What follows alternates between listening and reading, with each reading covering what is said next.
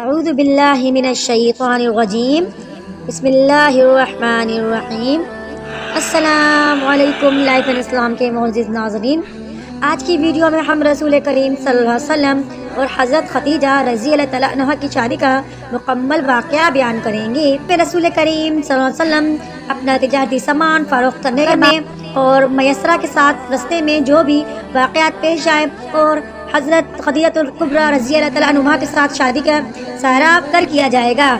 تو ناظرین، رسول کریم صلی اللہ علیہ وسلم اپنا تجارتی سامان فروخت کرنے کے بعد مکہ کی طرف واپس چلے اور 24-25 دن کے مسافت کے بعد مقام جوفہ پر پہنچے۔ مقام جوفہ شام کی طرف جانے والے راستے پہ واقع ہے۔ وہاں کے لوگوں کے لیے میقات کا مقام ہے۔ میقات اس مقام کو کہتے ہیں جہاں پر حج یا عمرہ کے لیے جانے والے لوگ احرام باندھتے ہیں۔ مقام جوفہ پر آ کر ایک قافلہ رک گیا جو خاص مکہ تک 150 کلومیٹر کا فاصلہ بنتا ہے۔ عرب کا ایک دستور تھا کہ جب کوئی قافلہ کامیاب واپس آئے، تجارت میں انہیں نفع زیادہ ہو تو ہمیشہ ان کی خواہش ہوتی تھی کہ ہم شہر میں جائیں تو لوگ ہمارا استقبال کریں اور ہمیں مبارکباد دیں۔ چونکہ یہ قافلہ اپنا مال تجارت فروخت کر کے آ رہا تھا، ہر ایک کے پاس پیسے تھے، اس لیے کسی ویران مقام پر نہیں رک سکتے تھے۔ مکے سے پہلے سب سے بڑا شہر جوفہ ہے، جو جوفہ کے بعد مکہ تک کوئی بڑی آبادی نہیں ہے۔ قافلے کو وہاں روک دیا جاتا ہے اور پھر ہر آدمی اپنے ایک ایک غلام کو بیچتا ہے۔ مکے والوں کو جا کے اپنی سفر کے بارے میں بتائیں۔ ان کے مطابق جناب خدیجہ کا غلام میسرہ ہے، بنیادی طور پر اس کی ذمہ داری تھی کہ وہ جائے اور جا کے جناب خدیجہ کو اطلاع دے، مگر میسرہ پیغمبر اسلام سے گزارش کرتا ہے کہ آج تک میری مالکہ خدیجہ طاہرہ کو کسی تجارت میں اتنا نفع نہیں ہوا ہے، یہ بڑی خوشخبری ہے۔ یہ خواہش ہے کہ آپ خود وہاں تشریف لے جائیں اور یہ خبر خود انہیں پہنچائیں۔ پیغمبر اسلام نے کہا کہ ٹھیک ہے، میں تیار ہوں۔ یہ سارے کے سارے لوگ اب یہ سب غلام ہیں، ہر ایک اپنی مرضی سے جاتے ہیں۔ پیغمبر اسلام آگے بڑھے، چھوٹا سا ایک پہاڑی ٹیلا تھا۔ پیغمبر اسلام وہاں پہنچے اور ایک لمحے کے لیے اس کے پہلو میں چلے گئے۔ اس طرح نے گمان کیا کہ چونکہ صبح کا وقت ہے، شاید آرام کر رہے ہیں، شام کو سفر اختیار کریں گے۔ غلام ہے، آقا نہیں کہ اس کام میں کوئی دخل دے۔ وہ خاموش ہو گیا۔ اللہ کے رسول جوفہ کے نزدیک اس ٹیلے کے پہلو میں چلے گئے اور وہاں جا کے بظاہر رک گئے، اس لیے کہ راستہ تو آنکھوں کے سامنے ہے، راستے میں چلتے ہوئے تو نظر نہیں آ رہے ہیں اور وہاں کے تاجر ایک جشن منا رہا ہے، لوگ آرام کر رہے ہیں، تھکن اتار رہے ہیں اور ادھر غلام دوڑے چلے جا رہے ہیں۔ تاریخ بتاتی کہ اس دن کی صبح کو جناب خدیجہ طاہرہ اپنی سہیلیوں کے ساتھ جا کر اپنی چھت پر بیٹھ گئیں۔ ریشمی کپڑے کا ایک خیمہ سا بنا کر اس کے نیچے بیٹھی ہوئی تھی اور مہوے گفتگو تھی۔ اچانک جناب خدیجہ طاہرہ کو ایسا محسوس ہوا کہ جیسے ایک نور فضا میں نمودار ہو گیا ہو۔ جناب خدیجہ سیدہ سمجھی کہ سورج کی روشنی ہو گئی ہے، لیکن فوراً یہ احساس ہوا کہ اتنی گرمی نہیں ہو رہی جو سورج کی اتنی روشنی کے ساتھ ہونی چاہیے۔ گھبرا کے پیچھے کی جانب دیکھا تو کیا دیکھتی ہے، جنت البقیع قبرستان کے پیچھے جو پہاڑیاں ہیں وہاں سے ایک نور سا نمودار ہو رہا ہے۔ جب مزید غور کیا تو ایسا لگا کہ جیسے ایک نور بنا ہوا ہے، جیسے ایک قبہ بنا ہوا ہے اور ایک قبہ سونے اور چاندی کا بنا ہوا ہے، یاقوت اور جواہر کی لڑیاں اس میں سے لٹک رہی ہیں۔ یہ قبہ کسی اونٹ کے سوار کے سر پر ہے، اس انداز سے ہے کہ وہ سارے کے سارا اونٹ اس کا سوار اس قبے کے اندر نظر آ رہا ہے اور یہ نور اس قبے سے نمودار ہو رہا ہے۔ جناب خدیجہ گھبرا گئی کہ میری آنکھوں کو دھوکا تو نہیں ہو رہا ہے۔ اپنی سہیلیوں سے کہا کہ دیکھو جو کچھ میں دیکھ رہی ہوں، کیا تم بھی دیکھ رہی ہو یا نہیں؟ سب نے مڑ کر دیکھا تو تصدیق کی کہ ہاں اے خدیجہ طاہرہ، جو کچھ آپ نے دیکھا وہ ہم نے بھی دیکھا، مگر یہ کیا ماجرا ہے؟ جناب خدیجہ غور سے دیکھتی ہیں اور کہتی ہیں کہ جانور تو مجھے جانا پہچانا لگ رہا ہے، یہ تو ایسا محسوس ہو رہا ہے کہ میرا ہی اونٹ ہے۔ سہیلیوں نے کہا کہ خدیجہ طاہرہ یہ کیسے ہو سکتا ہے؟ آپ کا اونٹ تو میسرہ کے ساتھ شام کے سفر میں گیا ہوا ہے، وہ یہاں کیسے آ گیا؟ خدیجہ طاہرہ کہتی ہیں کہ نہیں، اب تو میں سوار کو بھی پہچان رہی ہوں، یہ تو وہی ابو طالب کا بھتیجا محسوس ہو رہا ہے۔ اور ساری سہیلیاں متوجہ ہو گئیں۔ تھوڑی دیر گزرتی ہے کہ خدیجہ طاہرہ نے دیکھا کہ جیسے وہ یاقوت سرخ کا قبہ خود بخود غائب ہو گیا ہو اور نور میں بھی تھوڑی کمی آنے لگی ہو۔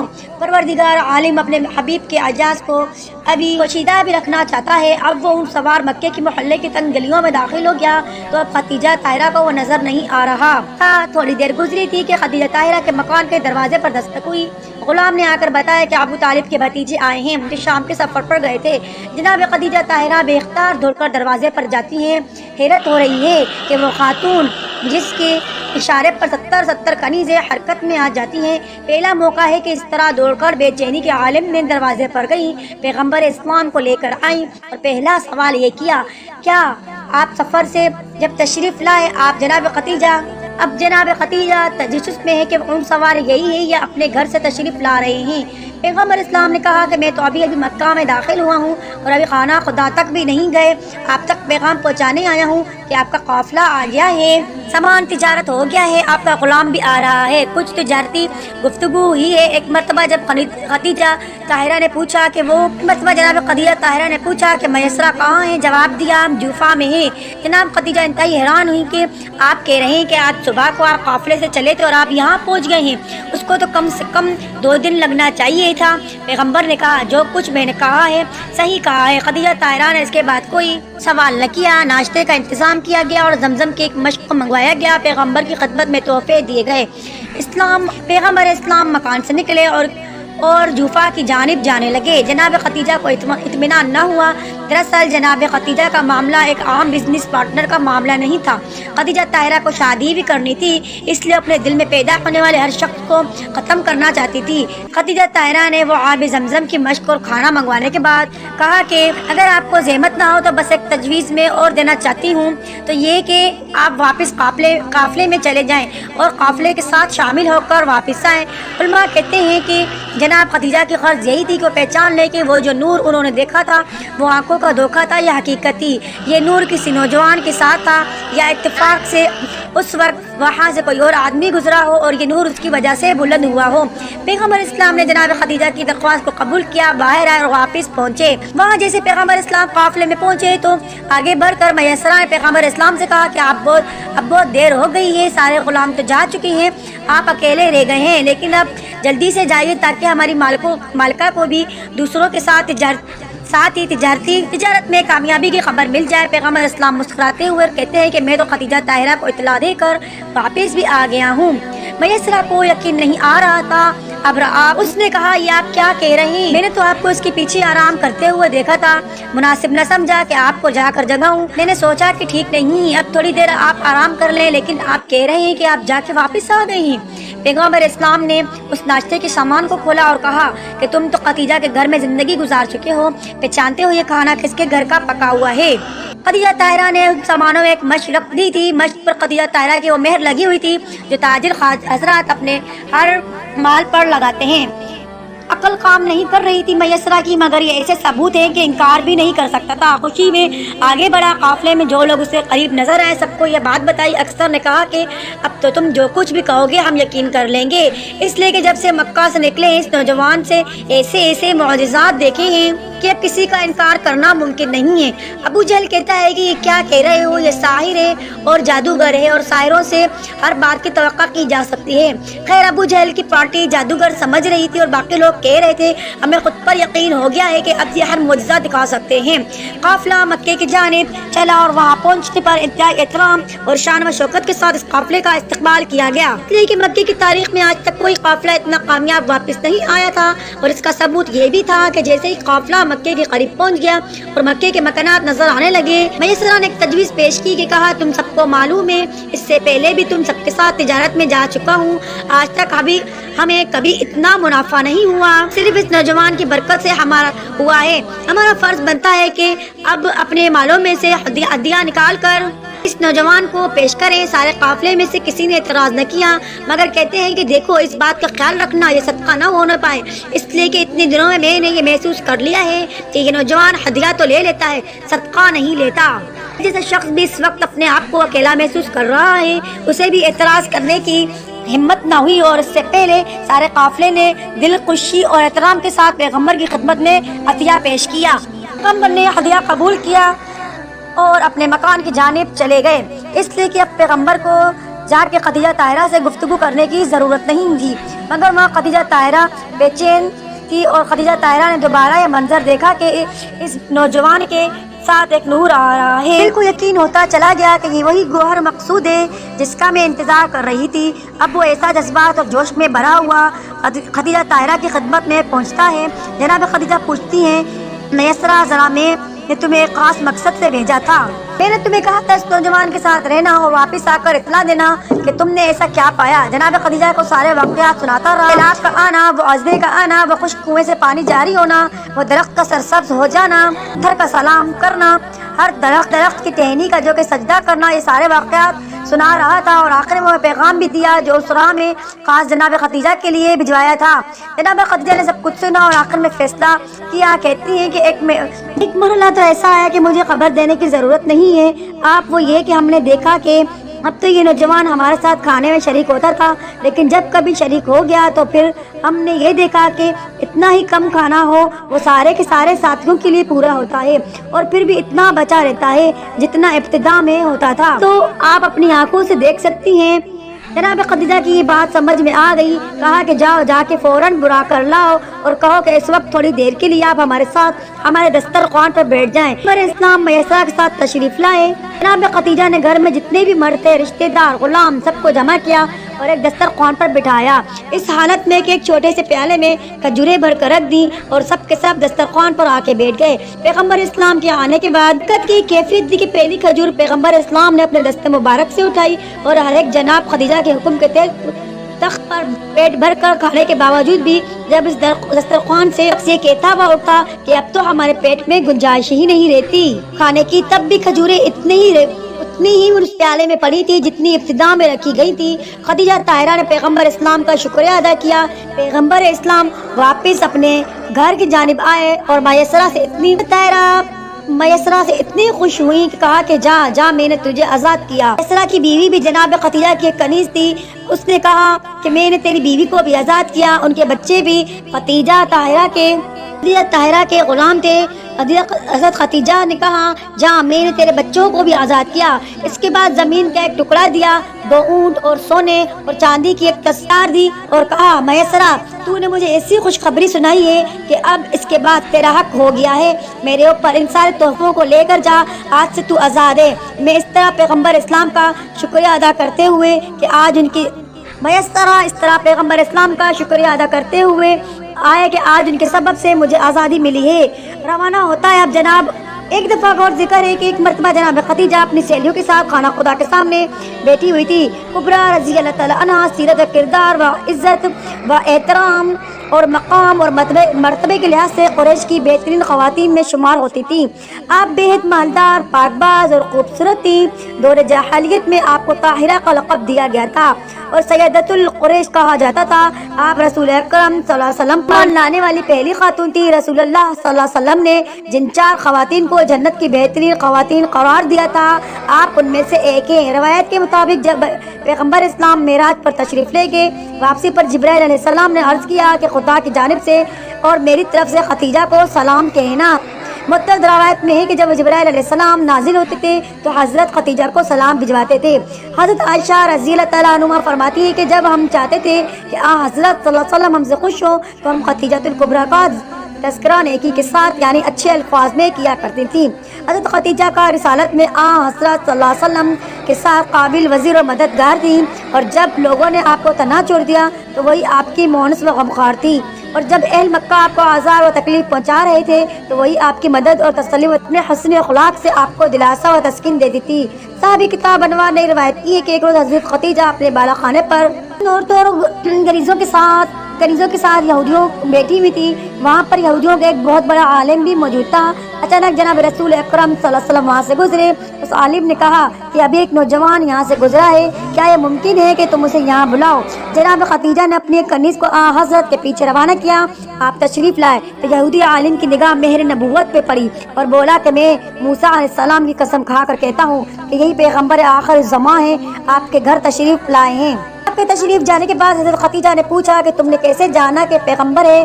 اس نے کہا کہ ان کے اوصاف میں نے تورات میں پڑھے ہیں، ان کے والدین ان کے بچپن میں وفات پا جائیں گے اور ان کے دادا اور چچا ان کی پرورش کریں گے، اور یہ قریش کی ایک ایسی عورت سے نکاح کریں گے جو اپنی قوم میں سب سے بلند مرتبہ رکھے گی، اپنے خاندان کی ملکہ اور صاحب تدبیر ہوگی۔